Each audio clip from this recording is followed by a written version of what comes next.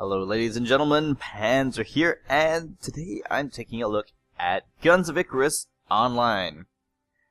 Now, Guns of Icarus Online is a sort of steampunk airship combat game with multiplayer cooperative elements, developed by Muse Games. Now, if you've heard of them before, that's because they're responsible for making the previous Guns of Icarus game, which was a single-player campaign with some cooperative elements, if I remember correctly.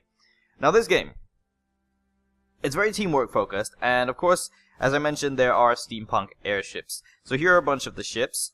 There are many different classes, and they all come with different loadouts. After you pass a certain level of progression in the game, you actually unlock the ability to customize these loadouts. Now, these can be fitted with a variety of guns. There are 2 classes currently. Now, I say currently because the game still has content being actively created for it, so we never know. In future there might be 3 classes of guns or so on. But currently, the medium guns and the small guns are the 2 classes that you have.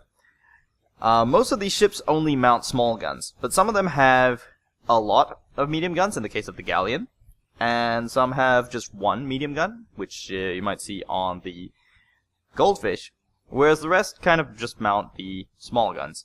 Regardless of the case, they all have different operations, different types of damage, and all of these can be found by hovering in the tooltips, or by going to the in-game encyclopedia. Now the thing is, this game, they do make a point of showing you the numbers, for example, damage numbers. You don't see them in-game, and it's really hard to determine that's what's actually happening. But if you were to go and read the little encyclopedia that's available in the game, you can see stuff like this. So, for example, right now we're looking at the Artemis, and this is a little rocket launcher, and it shows you the exact damage that it does. So there's 70, and then what type of damage that it does, and so on. And these are available for all of the guns. However, you only unlock these after having used the guns once in-game. So it kind of encourages you to just get straight into it and just play. Which is good, because new players can definitely find that pretty easy to pick up. Now, as far as the player goes, there's also player customization. You actually have the ability to customize your character with a different set of loadouts, and you can play one of 3 roles. Now, each crew has 4 members, so you might be wondering, there's only 3 roles, how can there be 4 members? Well, one of these roles can be duplicated.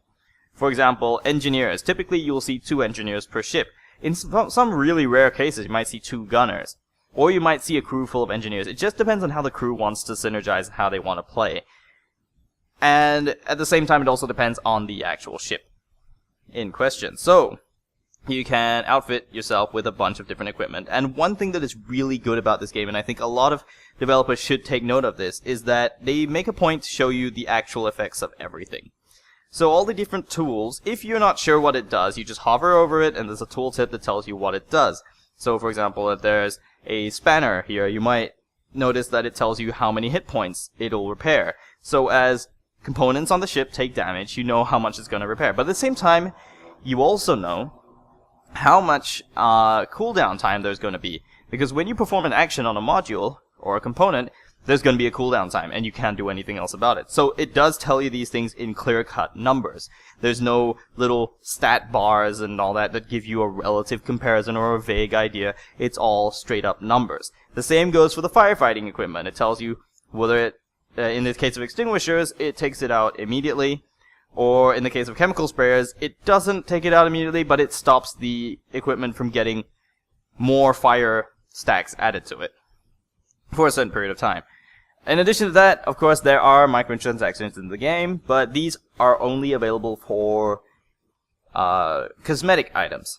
So there's an in-game store where you can buy a whole bunch of cosmetics. Some cosmetic items are granted to you when you reach certain levels in different roles, but ultimately, these are all cosmetic items, and they have no effect on the gameplay whatsoever. In addition to that, your players can actually die, so it doesn't really matter how it affects your player. The main thing is actually the loadout. Now, let's get into the actual gameplay. So, what you're looking at right here is what you will see in the game. There are a bunch of maps available, ranging from the Dunes, Battle of the Dunes, which is a very open map, to something like the city maps, where there are buildings and stuff everywhere, so you need good pilots. And of course, everything is played out in first person, so knowing your role and knowing the ship's layout is very important. And this is where the whole co-op element comes in, because everybody needs to be aware of the intentions of the crew. The captain, of course, usually is the pilot, and he will direct the crew which to engage with what guns and what repairs to carry out. Of course, there are AI crew members, and they do fill in spots from time to time, but generally, human players are what you want. You want a thinking player that knows their role effectively. So, as you perform whatever role you have as a crew member, or even as a captain, you have to be in constant communication with the rest of the crew. And that is why the game has included a really simple to use voice chat system, which is remarkably clear. I gotta say, for a lot of other VoIP modules that are available in a lot of different games, this is actually one of the clearer ones. So you do hear each other very clearly. Latency doesn't seem to matter all that much when it comes to that. But if you don't have a mic, don't worry, there is actually a quick voice macro system as well, something that you might remember from like Battlefield series and all that, or Counter-Strike, where there's a little quick fire little shortcut for voice commands, and that'll tell the crew what to do based on whatever actions that you need. Of course, these are a little bit more vague than voice commands, but they do the job. Generally, if you tell everyone that there's an enemy ship on the right, they'll know where to find it. And so on and so forth. So the gameplay is really just this. There are two modes, one of which is a deathmatch mode where you take part in either the red or blue team, and you have to take out the enemy team. You have first to 5 points, and that's basically it, just destroy the enemy ships. Or you have a sort of domination mode where you have to capture points. Now the thing about these modes, all of it still requires a lot of teamwork, and it requires a lot of synergy between the crews and teams. So how do you destroy enemy ships? Well, you do that by firing the weapons at it, obviously. But there are things that you can damage. For example, if you shoot at the enemy's balloon, you'll stop them from being able to stay up, up in the air, and they'll start to sink down into and eventually crash into the ground. This might not destroy them immediately, but it'll do a lot of damage. But to destroy them in the air, you gotta destroy that hull. And this is always protected by a certain amount of armor, so using the right weapon on the right part of the ship is really part of the game, and it really makes a lot of difference. So as you can imagine, this of course requires a lot of coordination, and the gunners especially have special ammo which can buff the sort of effects of each weapon. So for example, if you want your Gatling guns to fire faster, you might load greased rounds into it, and it'll increase your rate of fire as well as increase your magazine capacity. On the flip side of that, if you want to shoot at a longer range, you might load charged rounds or heavy clip. And these sort of things will increase the overall range by reducing the spread, or just by increasing the damage straight up. And all of these can be found in your player customization under your loadout, and you can find all the different ammo types down there, and they will tell you what they do. So overall, it's not a game that is really difficult to pick up, so long as you pay attention to what your crew says, or you keep a clear line of communication with your team. It's pretty easy to get to know how to play. The rest of it is all just a matter of reading the little tooltips that they give you, and those aren't honestly that difficult to read.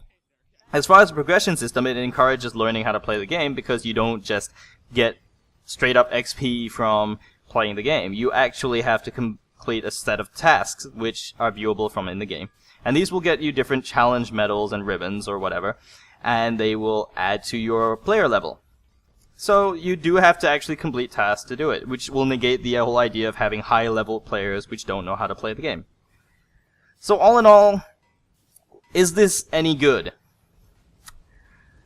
Well, it really just comes down to, if you're looking for a multiplayer co-op experience in a sort of competitive PvP setting, then yeah, this is a really, really good example of that. I haven't seen many other games that are as dependent on teamwork as this, because there's teamwork really just dependent on so many different levels, from the crew in the ship up to the entire team, where you can have teams of 2 ships, 3 ships, or even 4 ships at times. And these will really affect the outcome of the match. So overall, this is the game to look out for if you really want that teamwork co-op experience. So that's all from me, folks. This has been Panzer, taking a look at Guns of Icarus Online, now available on Steam from $14.99 or your regional equivalent currency. And I'll see you guys next time.